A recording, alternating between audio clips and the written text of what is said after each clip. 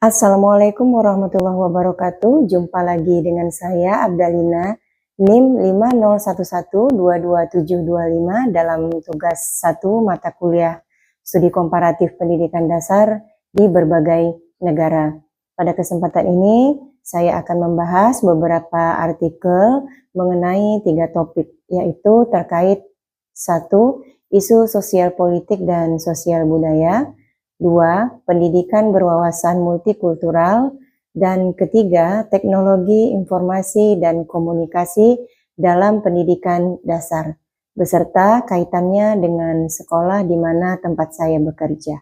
Yang pertama adalah berkaitan dengan topik isu sosial politik dan sosial budaya, salah satunya yang berjudul pembelajaran PKN membangun karakter menyulut kesadaran politik sejak usia pendidikan dasar. Penelitian ini dilakukan oleh Ari Wimbawati, Sanjaya, dan Swastika tahun 2025.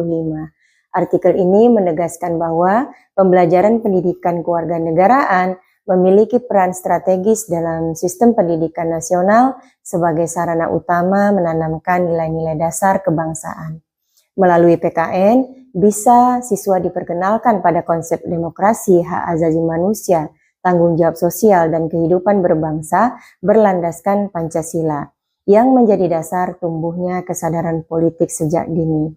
Kesadaran politik yang dimaksud bukanlah politik praktis, tetapi kemampuan berpikir kritis, tanggung jawab sosial, serta kesadaran sebagai warga negara. Kegiatan pembelajaran seperti diskusi, musyawarah kelas, dan simulasi pengambilan keputusan membantu siswa memahami partisipasi dan keadilan sosial dalam konteks sederhana. Guru berperan penting sebagai fasilitator nilai dan teladan moral. Ia tidak hanya menyampaikan materi, tetapi juga menanamkan nilai kejujuran, toleransi, gotong royong, dan sikap terbuka terhadap perbedaan, sehingga PKN berfungsi sebagai pembentuk karakter yang utuh. Melampaui aspek kognitif semata, pembelajaran PKN yang efektif harus kontekstual dan partisipatif, mengaitkan nilai-nilai kewarganegaraan dengan kehidupan nyata, seperti isu keadilan, kerjasama, tanggung jawab sosial di lingkungan siswa. Dengan demikian, nilai sosial politik dapat terinternalisasi secara alami. Hasil kajian menunjukkan bahwa pembelajaran PKN yang interaktif dan berbasis pengalaman meningkatkan empati sosial, keterbukaan terhadap perbedaan, serta semangat berkontribusi demi kepentingan bersama. Kesimpulannya, artikel menegaskan bahwa PKN merupakan investasi sosial jangka panjang untuk membentuk generasi berintegritas, memiliki kesadaran politik yang sehat, dan tanggung jawab sosial tinggi sebagai dasar bagi warga negara yang demokratis dan berbudaya. Dalam konteks sekolah dasar di daerah saya, SDN 001 Letung, Kecamatan Jemaja, Kabupaten Kepulauan Anambas, nilai-nilai yang dibahas dalam artikel tersebut sangat relevan dengan realitas pembelajaran dan kehidupan sosial siswa di sekolah. Penanaman karakter, kebangsaan, dan kesadaran sosial politik tampak dalam kegiatan sederhana seperti pemilihan ketua kelas secara musyawarah, di mana siswa belajar makna demokrasi, tanggung jawab, dan menghargai pendapat teman. Ini menjadi bentuk nyata kesadaran politik dalam skala kecil, sebagaimana dijelaskan dalam artikel. Nilai-nilai gotong royong dan kepedulian sosial yang kuat di wilayah kepulauan juga selaras dengan gagasan bahwa pembelajaran PKN perlu mengintegrasikan budaya lokal. Kegiatan seperti kerja bakti, membantu teman, dan menjaga kebersihan sekolah menjadi sarana menanamkan tanggung jawab sosial politik dan solidaritas.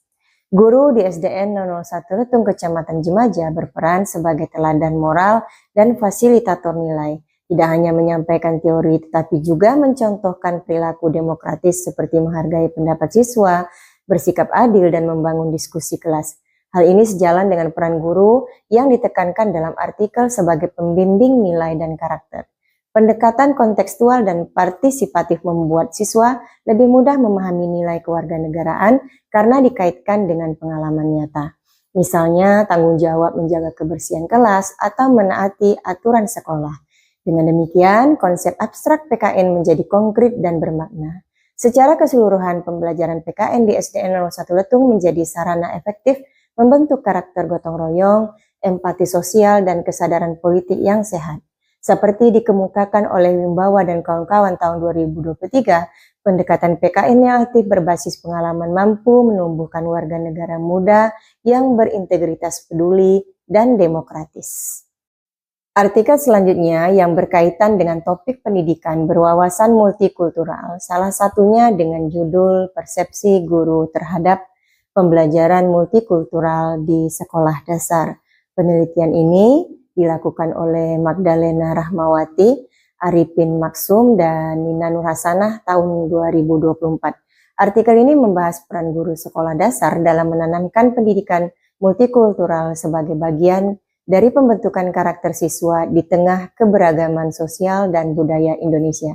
Dengan pendekatan kualitatif deskriptif melalui wawancara, observasi, dan analisis dokumen pembelajaran, penelitian ini menyoroti pandangan guru, praktik penerapan, serta tantangan dalam pelaksanaan pendidikan multikultural di sekolah dasar. Pendidikan multikultural dipahami sebagai pendekatan untuk menumbuhkan sikap saling menghargai terhadap perbedaan budaya dan keyakinan. Sekolah dasar menjadi tempat strategis karena anak berada pada tahap awal pembentukan karakter sosial. Guru berperan penting sebagai fasilitator nilai toleransi, empati, dan kebersamaan melalui pembelajaran yang kontekstual. Sebagian besar guru memiliki pandangan positif terhadap pendidikan multikultural dan menilai pentingnya nilai-nilai tersebut untuk menciptakan suasana kelas yang damai dan inklusif. Namun, sebagian guru masih memahami konsep ini secara sederhana sebagai ajakan berbuat baik, belum menyentuh pemahaman mendalam tentang keberagaman dan keadilan sosial. Implementasi pendidikan multikultural dilakukan secara terintegrasi melalui cerita rakyat, diskusi kelompok, serta proyek budaya seperti kolase dan perayaan Hari Besar Nasional. Tujuannya bukan hanya menambah pengetahuan, tetapi membentuk sikap sosial positif.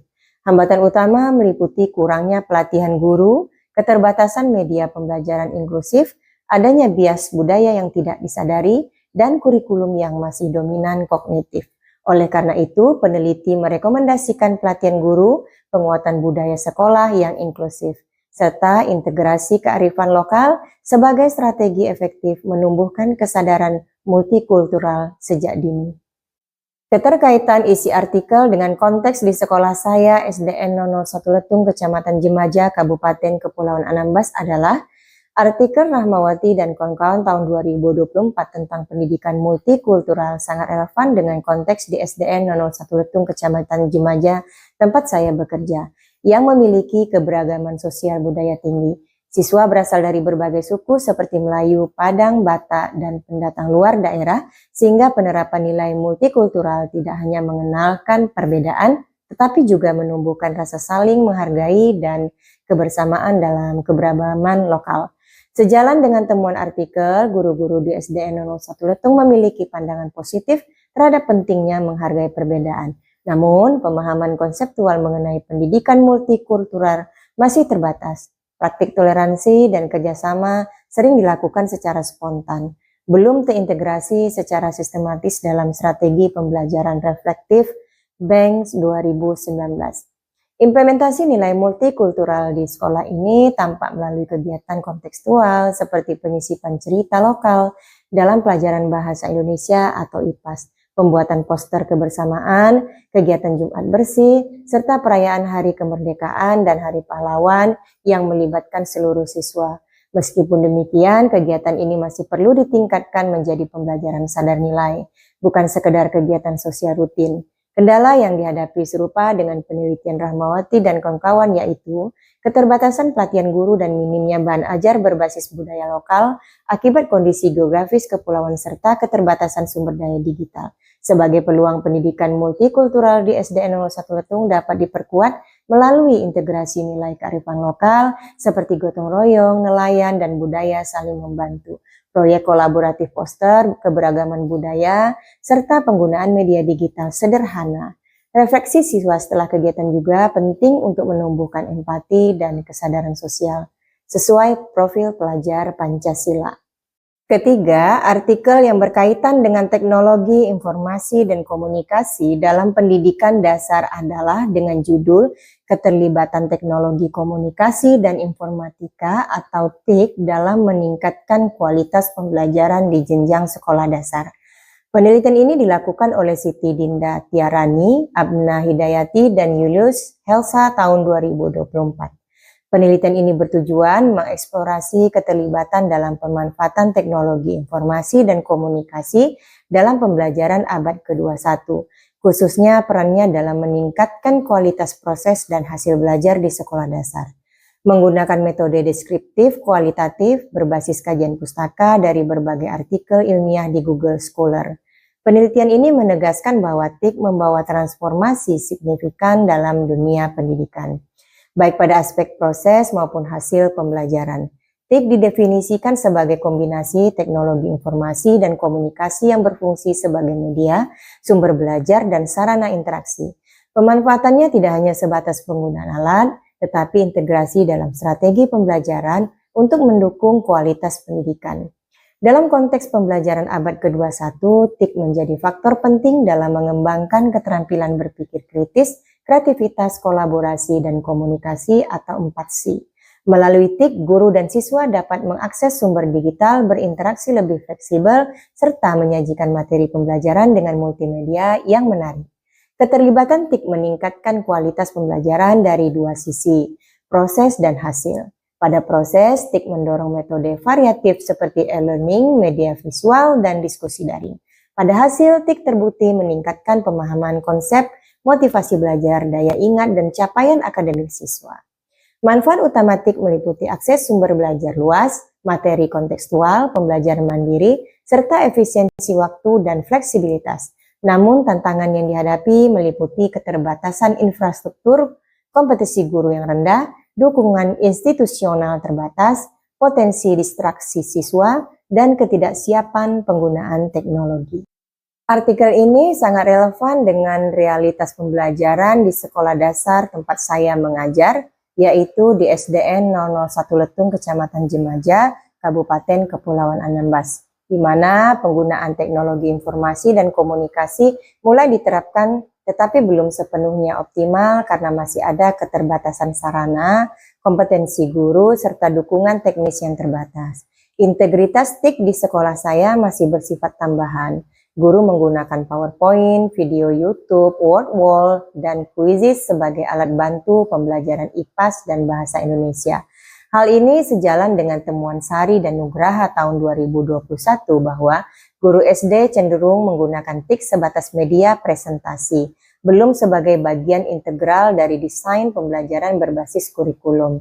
Meskipun demikian, penggunaan media digital terbukti meningkatkan motivasi, partisipasi, dan interaksi siswa. Saya melihat secara nyata bahwa ketika guru menggunakan media interaktif, suasana kelas menjadi lebih hidup dan kolaboratif. Namun, kendala seperti terbatasnya perangkat, sinyal internet yang lemah, serta pelatihan TIK yang minim masih menghambat kesinambungan inovasi pembelajaran. Sebagian besar guru di SDN 001 Letung, Kecamatan Semaja, sudah mengenal aplikasi dasar tetapi belum terbiasa merancang pembelajaran digital interaktif. Kondisi ini memperkuat temuan Fitriani 2022 bahwa peningkatan kompetensi digital guru harus diiringi dengan pelatihan berkelanjutan agar TIK tidak berhenti pada tahap penggunaan alat semata.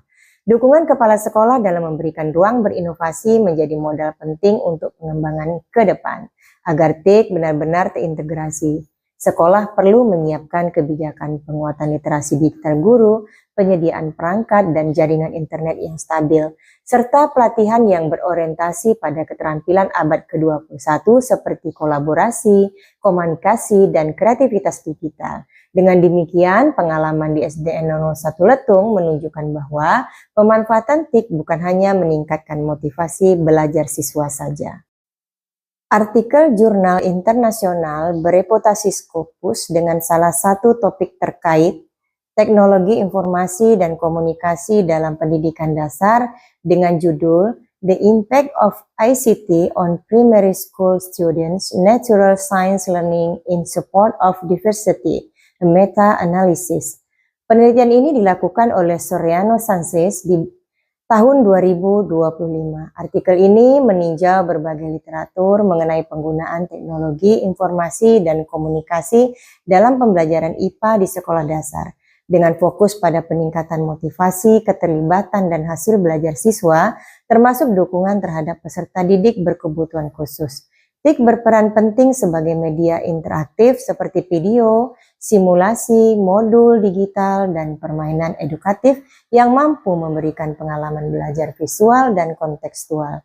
Media ini membantu siswa memahami konsep ilmiah dengan lebih mudah dan menarik. Sejalan dengan temuan Rahman dan Lestari tahun 2021, integrasi TIK terbukti dapat memperkuat pemahaman konseptual serta membangun keterampilan berpikir kritis dan eksperimen sederhana pada siswa sekolah dasar. Peningkatan motivasi dan partisipasi siswa juga menjadi dampak positif dari penggunaan TIK. Siswa lebih aktif dalam proses pembelajaran, baik secara individu maupun kelompok, karena interaksi digital menciptakan suasana belajar yang menyenangkan dan menantang. Selain itu, TIK memungkinkan diferensiasi pembelajaran hingga guru dapat menyesuaikan materi dengan kemampuan dan kebutuhan masing-masing siswa, termasuk bagi siswa dengan kebutuhan pendidikan khusus melalui media adaptif. Ada terdapat sejumlah tantangan seperti keterbatasan infrastruktur teknologi, kesiapan guru merancang pembelajaran digital, serta penyesuaian materi agar sesuai dengan kurikulum dan tingkat kemampuan siswa. Jadi, artikel ini menekankan perlunya pelatihan guru yang berkelanjutan dan dukungan kebijakan sekolah dalam penyediaan sarana TIK yang memadai. Demikianlah paparan dari saya. Terima kasih. Wassalamualaikum warahmatullahi wabarakatuh.